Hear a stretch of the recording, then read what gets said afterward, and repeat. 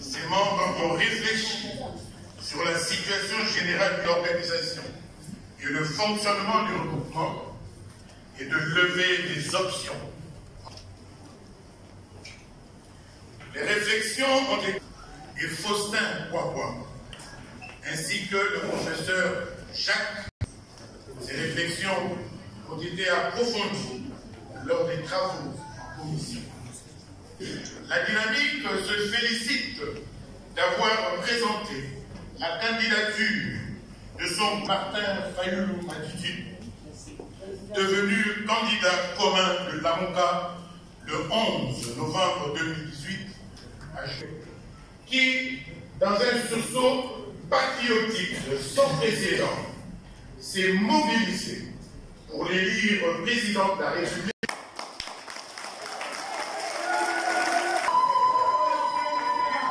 Ainsi que le peuple congolais s'est mobilisé pour l'élire président de la République à plus de 62% afin de mettre fin. Les membres de la dynamique condamnent cependant le hold-up électoral réalisé par l'installation d'un pouvoir illégitime à la suite d'un deal. Cette machination provinciale pour nommer les animateurs de son choix dans toutes les institutions de la République, M. Kabila s'est renforcé et continue sans désemparer à confisquer la souveraineté des Congolais et à conserver le pouvoir. En effet, la continuité du système Kabila se caractérise par l'institutionnalisation de la violence d'État au moyen des putsch électoraux, du Kasaï central et la Lomami, qui a occasionné des milliers de morts sans que personne ne soit en mesure de dire aux Congolais la nature réelle du phénomène. Une reproduction macabre des épisodes NIL dans l'Équateur. Le même phénomène est toujours connu dans les provinces de Kwilu et Kwango avec des bouviers étrangers. À la date d'aujourd'hui, personne ne connaît leur destination finale. Le cantonnement de plusieurs groupes armés des pays étrangers dans les hauts plateaux du Sud Kivu, Fizi, Uvira et Mwenga, avec comme corollaire des tueries massives des populations dans la plaine de Boussissi. Le forcing opéré pour la création de la commune rurale de Minembwe, dont la contestation par les communautés locales se fait au prix de sang. Le déploiement de plus de 7000 militaires étrangers cantonnés à Calais, au Sud Kivu. On apprend même que M. Kabila a possédé 71 000 hectares de terre au Congo, soit l'équivalent de 10 fois l'île de Manhattan à New York aux États-Unis.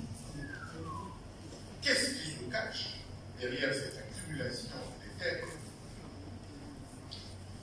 La généralisation de l'insécurité à travers le pays par les tueries des paisibles citoyens, des vols à main armée, les enlèvements des populations civiles, le braquage des convois d'argent et des bus des voyageurs sur l'ensemble du territoire national. Par exemple, de février à juillet 2019, on a dénombré 69 personnes assassinées à Goma.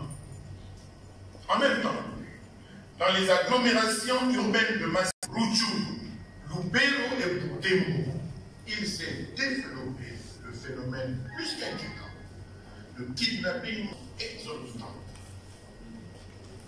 La multiplication des frustrations et exactions infligées aux populations de l'Est du pays, de leur territoire, ainsi que l'esprit de cohésion et d'unité nationale, afin de pouvoir, le moment venu, asséner le coup de massue final de de l'implosion et de la balkanisation de notre pays.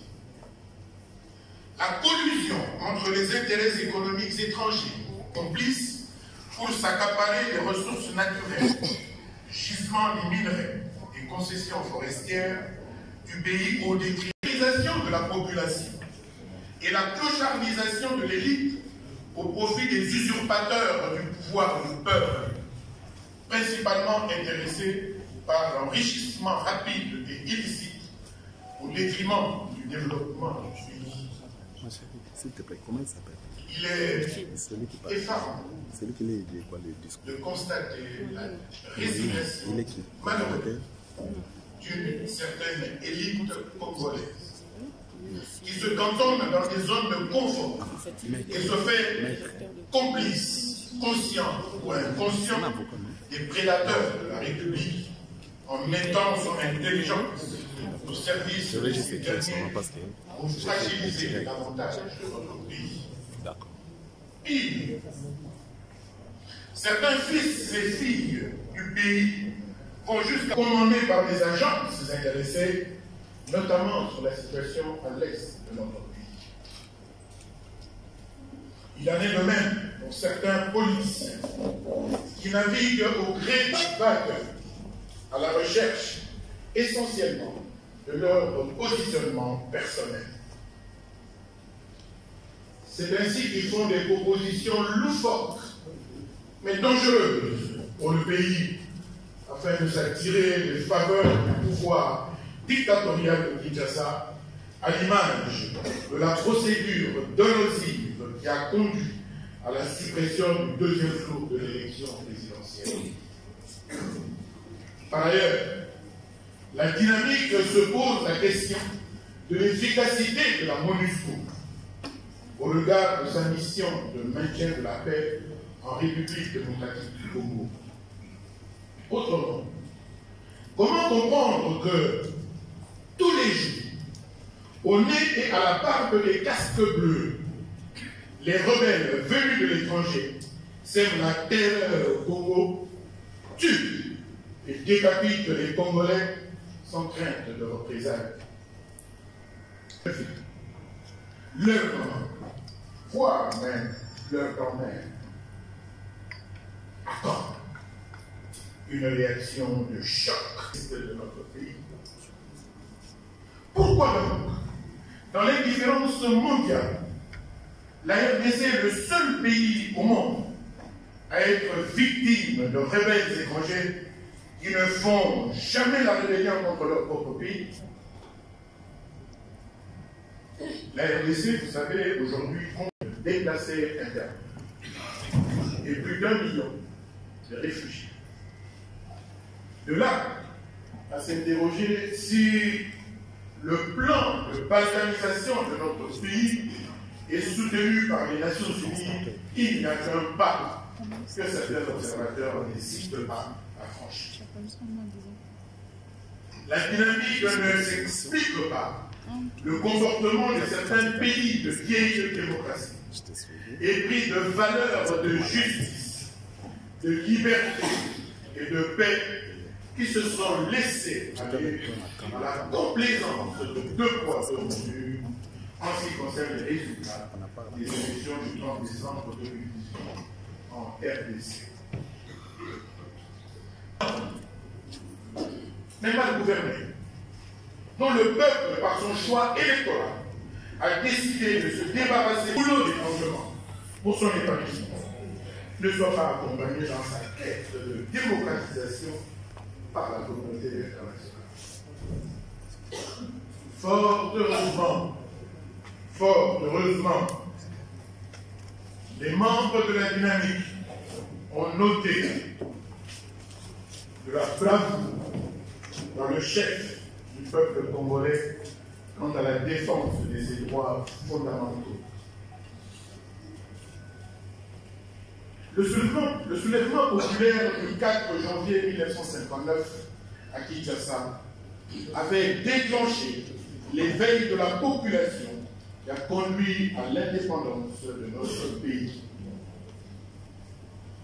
La marche des chrétiens du 16 février 1992 a imposé à Mobutu la réouverture de la conférence nationale souveraine.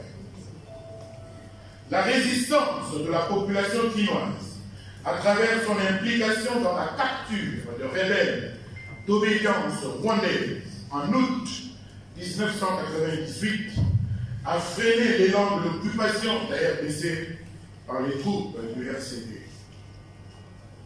Les manifestations du 4 juin 2004, à travers toutes les provinces de la République, ont fait échouer la tentative de prise de Bukavu par la bande de Laurent Kunda Batware et Jules Mutebusi. Les manifestations populaires de la semaine du 19 au 25 janvier 2015 à Kinshasa, pour s'opposer farouchement au recensement comme préalable à l'organisation des élections, ont contraint le régime en place d'abandonner l'idée de prolonger son mandat sous prétexte d'impératifs techniques liés au recensement. Les manifestations et protestations populaires du 19 septembre 2016 avaient poussé le régime de M. Kabila à céder à la volonté populaire relative à l'organisation des élections. Globalement donc, c'est cet esprit de résilience qui, contre vents et marées, et au prix d'énormes sacrifices, a fait échouer le funeste projet de M. Kabila de changer ou de réviser la Constitution pour demeurer au pouvoir au-delà de ces 2 mandats constitutionnels. C'est ici le lieu de rendre un vibrant hommage à tous nos martyrs de la liberté et de la démocratie. Les généraux Lucien Baouma, Félix Bouza Mabé et Mamadou Ndala, Floribert Chébéa, Fidèle Bazana, Armand Dungoulou, Serge Maéché, Serge Bokoussa, Monseigneur Mouziriwa, Monseigneur Kadaliko, le Père Vincent Adjosi, Luc Koula, Rossi Mukendi, Thérèse Kapangala, Eric Bolokoloko et les femmes. Nos pensées vont également aux nombreuses victimes de la dictature tombées lors des manifestations et différents troubles, mais jetées dans les nombreux charniers répertoriés à travers le territoire national.